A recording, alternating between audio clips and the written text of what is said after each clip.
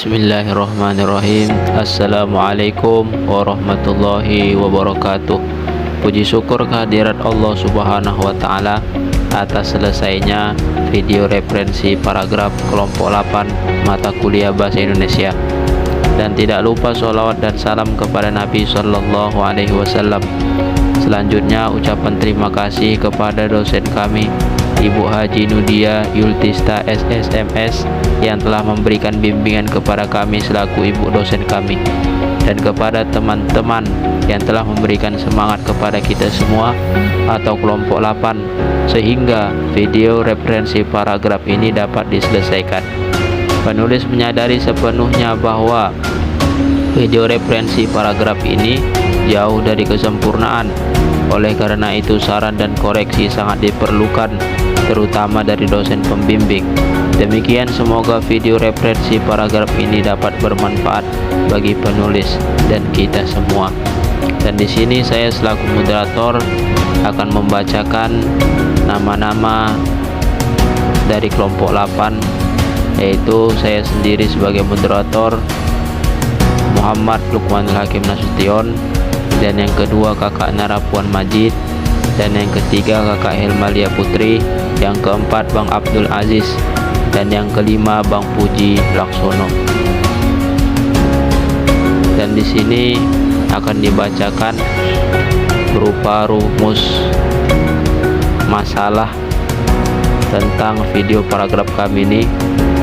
Berdasarkan latar belakang tersebut, maka kami rumuskan masalah dalam video referensi ini, yaitu yang pertama, apakah yang dimaksud dengan paragraf?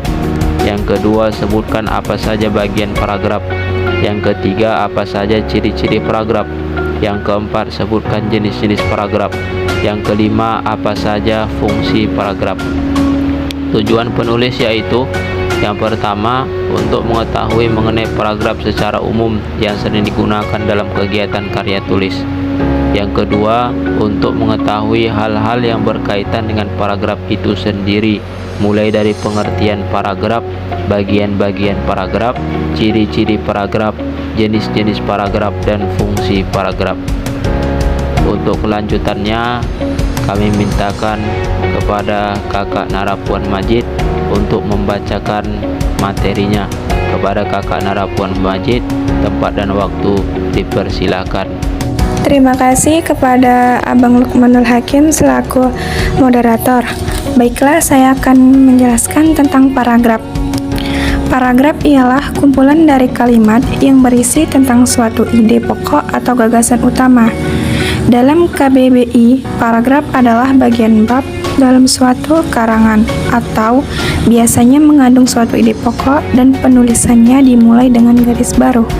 Maka dapat disimpulkan bahwa paragraf adalah kesatuan kalimat yang mengandung gagasan yang tersusun secara sistematis untuk menyampaikan makna kalimat. Selanjutnya, saya akan menjelaskan tentang bagian-bagian paragraf. Bagian-bagian paragraf terdiri dari yang pertama, kalimat utama, yaitu kalimat yang mengandung gagasan utama mengenai suatu topik yang sedang dibahas dalam suatu paragraf. Biasanya kalimat utama menjadi acuan untuk mengembangkan suatu paragraf. Yang kedua, kalimat penjelas, yaitu kalimat yang berfungsi menjelaskan kalimat utama. Kalimat penjelas mengandung gagasan penjelas, gagasan yang menjelaskan suatu gagasan utama. Yang ketiga, gagasan utama. Gagasan utama yang dibahas dalam menjadi inti dasar pengembangan suatu paragraf. Letak gagasan utama dapat ditentukan di awal atau deduktif, di akhir atau induktif, atau di awal dan di akhir, atau campuran. Yang keempat, gagasan penjelas, yaitu gagasan yang fungsinya menjelaskan gagasan utama. Gagasan penjelas umumnya dinyatakan oleh lebih dari satu kalimat. Kalimat yang mengandung gagasan penjelas disebut kalimat penjelas. Terima kasih, saya kembalikan ke moderator. Baik, sekian dan terima kasih kepada kakak Nara Puan Majid. Selanjutnya akan dilanjutkan oleh kakak Helmalia Putri. Kepada kakak Helmalia Putri, tempat dan waktu dipersilahkan. Assalamualaikum warahmatullahi wabarakatuh. Adapun ciri-ciri paragraf ialah sebagai berikut. 1. Kalimat pertama bertakuk ke dalam 5 ketakutan spasi untuk jenis karangan biasa, misalnya surat, dan 8 ketukan untuk jenis karangan ilmiah formal, misalnya makalah, skripsi, tesis, dan disertai.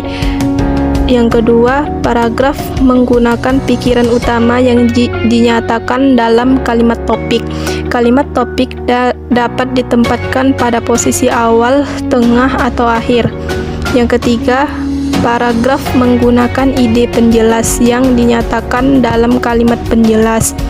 Yang keempat, paragraf hanya berisi satu kalimat topik. Yang kelima, paragraf akademik terdiri atas kalimat topik, kalimat penjelas atau pendukung, dan kalimat konklusi. Kalimat topik ditempatkan pada posisi awal.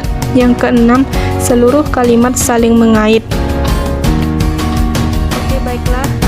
Untuk selanjutnya saya serahkan kepada moderator. Dan terima kasih kepada Kakak Hilmalia Putri. Selanjutnya akan dibacakan oleh Bang Abdul Aziz. Kepada Bang Abdul Aziz, tempat dan waktu dipersilakan. Assalamualaikum warahmatullahi wabarakatuh. Baiklah, adapun jenis-jenis paragraf berdasarkan kalimat utama. Yang pertama, paragraf deduktif adalah paragraf yang kalimat utamanya terletak pada awal paragraf. Kalimat utama di awal paragraf bertujuan untuk mengemukakan hal yang bersifat umum terlebih dahulu, kemudian diikuti hal-hal yang bersifat khusus. Yang kedua, paragraf induktif adalah paragraf yang kalimat utamanya berada di bagian akhir. Karakteristik paragraf induktif: menyajikan penjelasan terlebih dahulu, baru kemudian diakhiri dengan pokok pembicaraan atau unsur khusus atau umum. Biasanya, kalimat utama pada paragraf induktif menggunakan konjungsi penyimpul antar kalimat, seperti jadi, maka, dengan demikian, akhirnya, dan oleh karena itu. Adapun paragraf campuran atau deduktif induktif adalah paragraf yang kalimat utamanya berada di bagian awal dan akhir. Paragraf kalimat utama dalam paragraf ini ada dua. Kalimat utama yang ada di bagian akhir paragraf merupakan pengulangan dari kalimat di awal paragraf dengan penekanan dan penambahan di bagian tertentu. Adapun paragraf ineratif adalah paragraf yang kalimat utamanya berada di tengah paragraf. Paragraf ineratif diawali dengan gagasan penjelasan sebagai pengantar, kemudian disajikan gagasan utama sebagai puncaknya. Dalam paragraf ini, kalimat-kalimat penjelasan dipaparkan terlebih dahulu, lalu diikuti kalimat utamanya, dan diakhiri dengan kalimat-kalimat penjelas. Adapun jenis-jenis paragraf berdasarkan isinya. Jenis-jenis paragraf berdasarkan isinya dibedakan sebagai berikut. A. Paragraf eksposisi adalah paragraf yang bertujuan menerangkan suatu pokok persoalan yang dapat memperluas wawasan pembaca. B. Paragraf deskriptif adalah paragraf yang menggambarkan suatu keadaan atau peristiwa sehingga pembaca seolah-olah dapat melihat, mendengar, dan merasakan serta mengalami peristiwa tersebut. Adapun C. Paragraf persuasi adalah paragraf yang isinya dapat mempengaruhi atau membujuk pembaca untuk tertarik dengan gagasan atau ajakan yang dibuat penulis. D. Paragraf argumentatif adalah paragraf yang isinya dapat meyakinkan pembaca sehingga memperoleh dan menerima gagasan dalam sebuah karya yang dibuat penulis. E. Paragraf Naratif adalah paragraf yang isinya menceritakan suatu peristiwa atau sebuah masalah sehingga membuat pembaca menjadi terhibur atau terharu. Sekian, terima kasih. Saya kembalikan kepada moderator. Baik, kita terima kasih kepada Bang Abdul Aziz. Dan yang selanjutnya akan membacakan materi terakhir, yaitu Bang Puji Laksono. Kepada Bang Puji Laksono. Assalamualaikum warahmatullahi wabarakatuh. Saya senang Puji Laksono ingin melanjutkan hasil presentasi kami, yaitu fungsi paragraf. Yang satu, mengapresiasikan gagasan tertulis dengan memberi bentuk suatu pikiran dan perasaan ke dalam serangkaian kalimat yang tersusun secara logis dalam suatu kesatuan. Yang kedua, menandai peralihan penggantian gagasan baru bagi kalangan yang terdiri dari beberapa paragraf. Berganti paragraf berarti berganti pikiran. Yang ketiga, memudahkan organisasi gagasan bagi penulis dan memudahkan pemahaman bagi pembacanya. Yang keempat, memudahkan pengembangan topik karangan ke dalam suatu satuan kesatuan unit pikiran yang lebih kecil.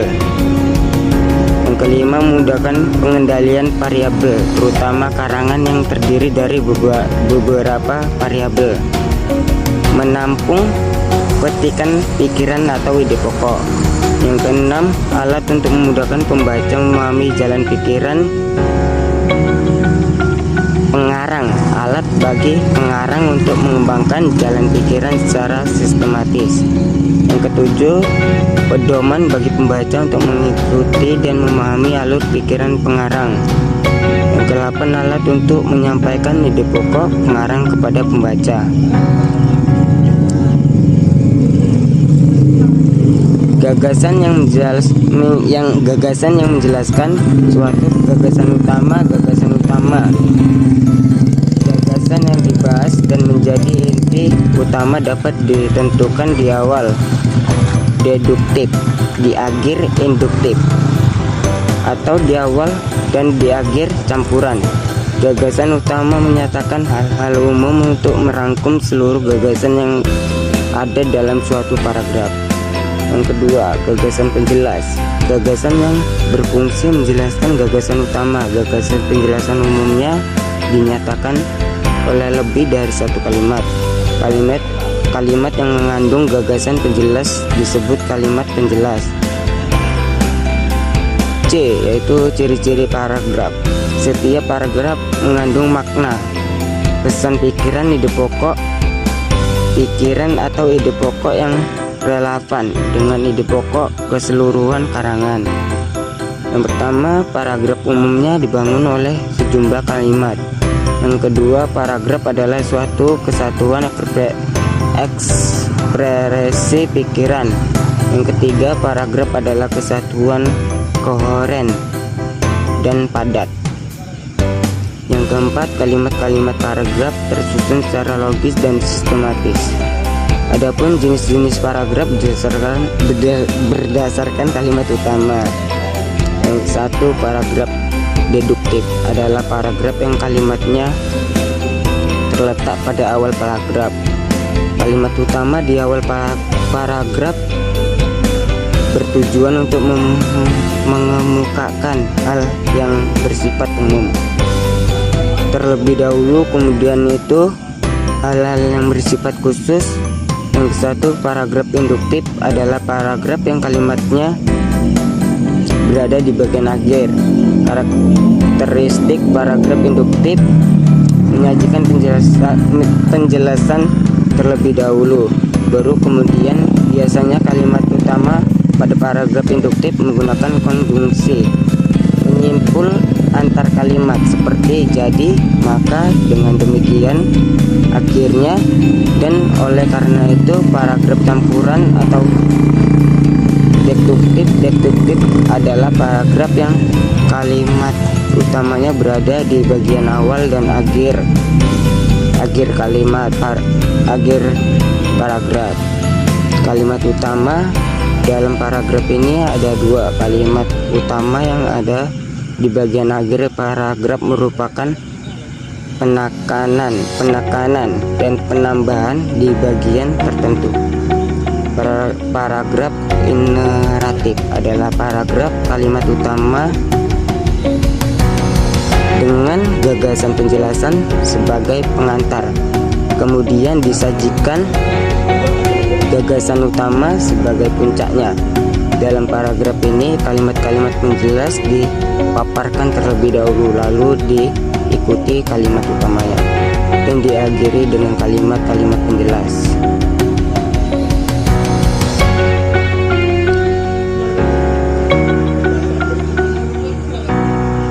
Sebuah alinea hanya boleh ada satu tema. Jika ada dua tema maka dipecah menjadi dua paragraf untuk memisahkan dan menegaskan perhentian secara wajar dan formal, yaitu ada bagian paragraf. Bagian paragraf terdiri dari 4, yaitu kalimat utama. Kalimat yang mengandung gagasan utama mengenai suatu topik yang sedang dibahas di dalam sebuah paragraf. Kalimat utama menjadi acuan untuk mengembangkan suatu paragraf, letaknya bisa di awal ataupun di akhir paragraf. Kedua, kalimat penjelas, kalimat yang berfungsi menjelaskan kalimat utama. Kalimat penjelas mengandung gagasan penjelas, gagasan yang menjelaskan suatu gagasan utama. Gagasan utama, gagasan yang dibahas dan menjadi inti dasar pengembangan sebuah paragraf. Letak gagasan atau di awal dan di akhir campuran gagasan utama menyatakan hal-hal umum yang merangkum seluruh gagasan yang ada dalam suatu paragraf. Gagasan penjelas, gagasan yang berfungsi menjelaskan gagasan utama. Gagasan penjelas umumnya menyatakan oleh lebih dari satu kalimat. Kalimat yang mengandung gagasan penjelas sebagai kalimat penjelas. Ciri-ciri paragraf ada 4. Setiap paragraf mengandung makna, pesan, pikiran, ide pokok, pikiran atau ide pokok yang relevan dengan ide-ide pokok keseluruhan karangan. Paragraf umumnya dibangun oleh sejumlah kalimat. Paragraf kedua adalah satu kesatuan ekspektasi pikiran. Yang ketiga, paragraf ketiga kesatuan koren dan padat. Yang keempat, kalimat-kalimat paragraf tersusun secara logis dan sistematis. Jenis-jenis paragraf berdasarkan kalimat utama, yaitu paragraf deduktif adalah paragraf yang utamanya terletak pada awal paragraf. Kalimat utama di awal paragraf bertujuan untuk memukakan hal yang bersifat umum terlebih dahulu, kemudian diikuti hal-hal yang bersifat khusus, yaitu paragraf induktif adalah paragraf yang kalimat utamanya berada di bagian akhir. Karakteristik paragraf induktif menyajikan penjelasan terlebih dahulu, baru kemudian diakhiri dengan pokok-pokok pembicaraan.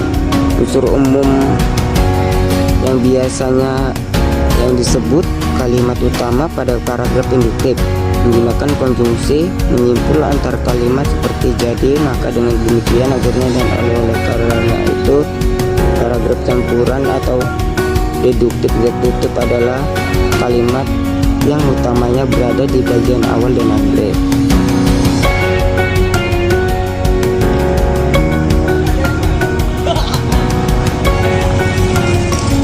Ada ciri-ciri paragraf juga. Dari ide yang utuh dan lengkap, paragraf hendaknya dibangun dengan sekelompok kalimat yang saling meningkat. Yang ke-1, kalimat pertama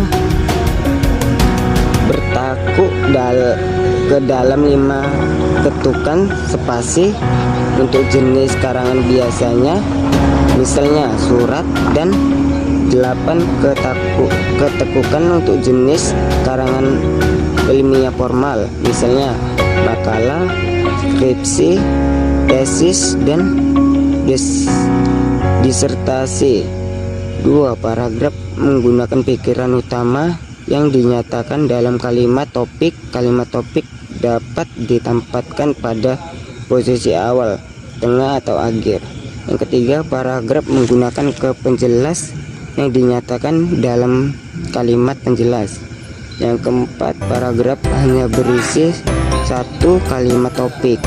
Yang kelima, paragraf akademik terdiri atas kalimat topik, kalimat penjelas atau pendukung, dan kalimat konklusi. Kalimat topik ditempatkan pada posisi awal. Yang keenam, seluruh kalimat saling mengait. Adapun ciri-ciri paragraf, setiap paragraf mengandung makna, pesan, pikiran, ide pokok, atau ide pokok yang relevan dengan ide pokok keseluruhan karangan. Paragraf umumnya dibangun oleh sejumlah kalimat. Kalimat adalah suatu kalimat ekspresi pikiran. Paragraf adalah suatu heroin dan padat. Yang kelima, kalimat-kalimat paragraf tersusun secara logis dan sistematis. Demikian dari saya. Wabillahi taufiq wal hidayah. Assalamualaikum warahmatullahi wabarakatuh. Kepada Bang Puji Laksono sekian dan terima kasih. Maka dengan pembacaan yang terakhir ini pertanda berakhir pula video referensi paragraf kami ini. Saya sebagai perwakilan kelompok mengucapkan syukur alhamdulillahirabbil alamin, sekaligus ribuan terima kasih khususnya kepada ibu dosen dan teman-teman kami sekalian yang terus mendukung kami kelompok 8 dalam penyelesaian video referensi paragraf ini. Semoga video referensi paragraf ini bermanfaat bagi penulis, terlebih untuk kita semuanya. Dengan demikian, saya sebagai perwakilan kelompok memohonkan maaf yang sebesar-besarnya terhadap kesalahan, kesilapan berupa perbuatan, tingkah laku, tutur kata, tata krama, dan ucapan yang mungkin tidak mengenakan di hati. Terlebih meminta ampun kepada Allah Subhanahu wa Ta'ala di antara kesilapan-kesilapan yang terjadi. Maka dengan ini, marilah kita tutup pertemuan kali ini dengan membaca doa kifarah majlis. Subhanallah wa bihamdihi, subhanakallahumma wa bihamdika, asyhadu an la ilaha illa anta, astaghfiruka wa atubu ilaik. Sekian dan terima kasih. Billahi taufik wal hidayah. Ma'assalamah. Assalamualaikum warahmatullahi wabarakatuh.